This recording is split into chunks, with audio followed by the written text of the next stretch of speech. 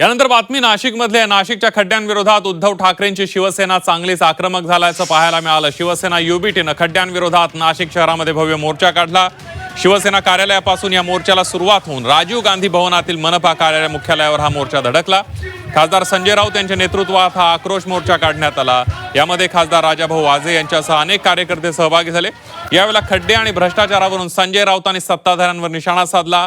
खड्डे न बुजवल्यास भाजप आमदार आणि नगरसेवकांच्या घरासमोर आंदोलन करू, तसंच यमराज आणि रेडा लोकप्रतिनिधींच्या घरात घुसू असा इशारा राऊतांनी दिलेला आहे. तसंच खड्डे बुजवण्याची कालमर्यादा द्या अशी मागणी सुद्धा संजय राऊत यांच्याकडून करण्यात आलेली आहे.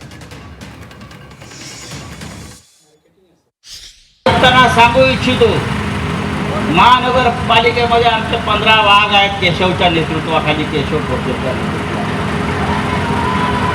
आमचं म्हणणं तुम्हाला ऐकावं लागेल. नाशिककरांच्या बाबतीत, रस्त्याच्या बाबतीत, विकासाच्या बाबतीत जर ऐकलं नाहीत आणि मनमानी केली तर हे गेट तोडून आम्ही आतमध्ये येऊ.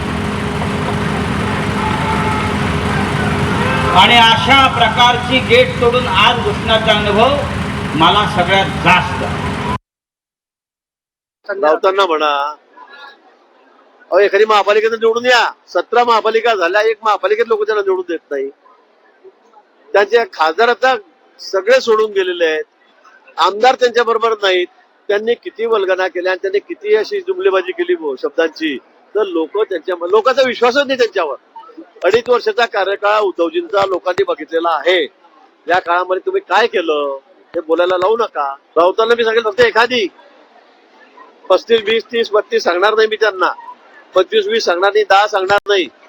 आव्हान आहे. एखाद दुसरी आणा निवडून, किंवा आणले. ठाकरेंचं झाला इथे जिल्हा परिषद अध्यक्ष, दाखवा बरं एखादी.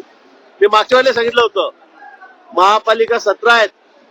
उद्धवजींनी फक्त एक आणावी राऊतांनी मिळून. एका ठिकाणी कॉन्सन्ट्रेट करा, फार ठिकाणी बडबड करू नका. कुठे काय आलं? एक सुद्धा महापालिका निवडून आली नाही.